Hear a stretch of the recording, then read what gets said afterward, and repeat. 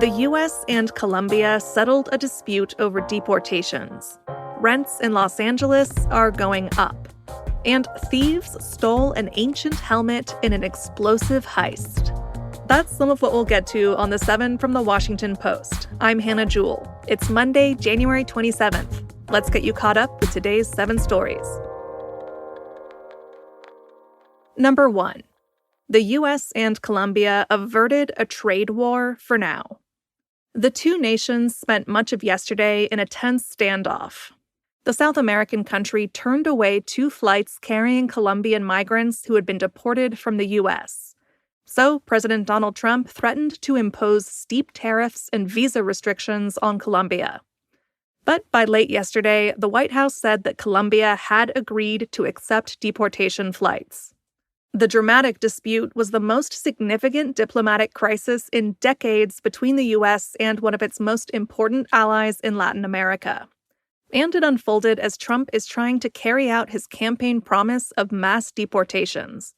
This weekend, Trump officials issued quotas to immigration and customs enforcement officers to aggressively ramp up the number of arrests.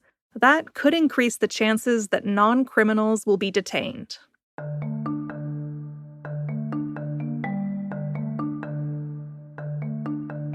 Two key Trump picks were confirmed by the Senate this weekend. That's our second story. First up, former Fox News host Pete Hegseth secured his position as the next defense secretary. His confirmation process was not straightforward. He came under scrutiny for allegations of alcohol abuse, sexual misconduct, and financial mismanagement. He denied any wrongdoing. On Friday, he was confirmed by the Senate after Vice President J.D. Vance cast a tie-breaking vote. It was only the second time in U.S. history that a vice president's vote was needed to confirm a cabinet official. Hegseth spoke at the White House on Saturday after he was sworn in. I want to thank the President of the United States, our Commander-in-Chief, Donald Trump. We could not have a better Commander-in-Chief than him. It is the honor of a lifetime, sir, to serve under you. We look forward to having the backs of our troops and having your back in executing peace through strength, in putting America first, and in rebuilding our military.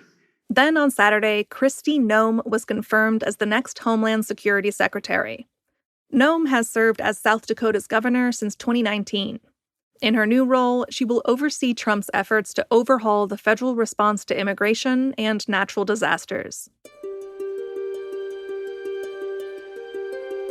Number 3. Displaced Palestinians are returning home to a devastated northern Gaza. Video showed people traveling by foot along Gaza's coast this morning. They're heading towards communities that have been largely destroyed in 15 months of war. Many are returning to search for their missing loved ones in the rubble. Yesterday, they had been blocked by Israeli forces from heading north until Israel and Hamas resolved a dispute over the terms of their fragile ceasefire deal. On Saturday, 4 female Israeli soldiers were released from captivity as part of that deal, and 200 more Palestinian prisoners were released from Israeli jails. And President Trump weighed in on Gaza this weekend. He said he wants a plan to, quote, clean out Gaza's population. He said Jordan and Egypt should take in more Palestinians. But human rights groups, Palestinians, and Israel's Arab neighbors oppose the forcible displacement of Gazans.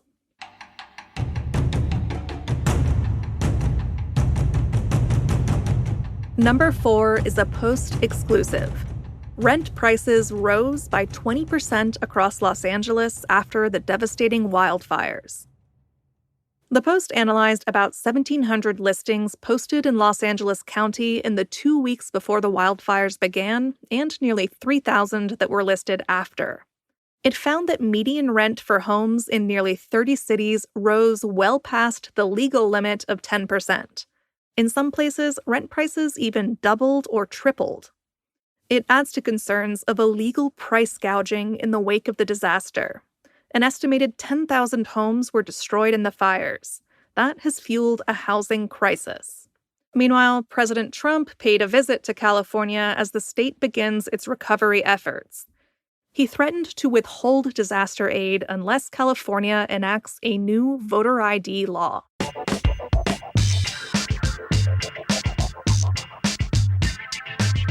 The CIA now favors the theory that the coronavirus leaked from a Chinese laboratory.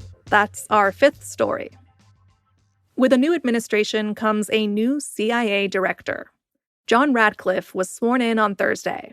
He ordered the declassification of a CIA analysis into the origins of the coronavirus pandemic. Radcliffe has been a vocal supporter of the theory that the virus leaked from a Chinese lab. And on Saturday, the CIA shared that it now thinks a research lab is a more likely origin of the COVID-19 pandemic than a natural one, for example, by spilling over from animals to humans in a Chinese food market.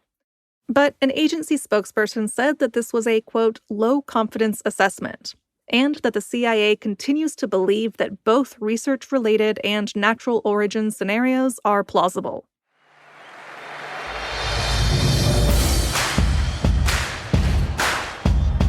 At number 6, the Kansas City Chiefs will face the Philadelphia Eagles in Super Bowl 59. Last night, the Chiefs beat the Buffalo Bills 32-29 in the AFC Championship game. It means that in a few weeks, Kansas City will have a chance to make Super Bowl history. Jim Nantz spelled it out yesterday at the end of the game on CBS.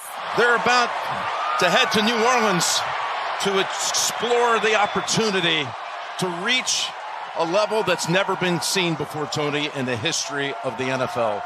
A chance at 3 consecutive Super Bowl titles. Over in the NFC, the Eagles beat the Commanders 55-23, ending Washington's dazzling season. The Eagles scored the most points ever in a conference championship game.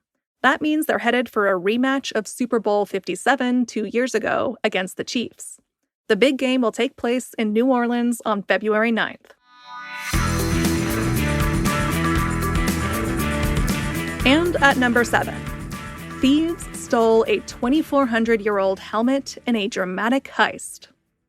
At around 3:45 a.m. on Saturday morning, police in the Netherlands received a report of an explosion at the Drents Museum in the city of Assen.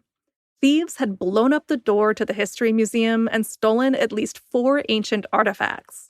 Among them was an ornate golden helmet which dates back to roughly 450 BC and is linked to ancient Romanian royalty. The princely helmet was first discovered by a child in a small Romanian village in 1927. It suffered damage as it was used as a toy and later as a water vessel for chickens. But the museum describes the helmet and some golden bracelets that also went missing as archaeological masterpieces. Police are now searching for the thieves and the missing artifacts. So if you happen to see a princely helmet on eBay, you should probably let them know.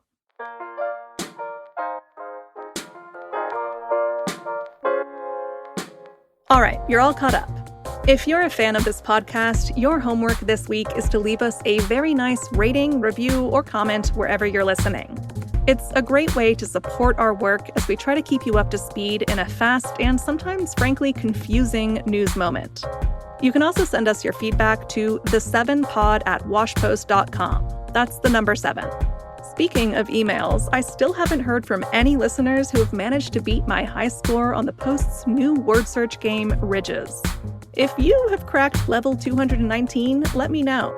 If you haven't played Ridges yet, find a link to it in our newsletter. That's in our show notes. I'm Hannah Jewell. I'll meet you back here tomorrow.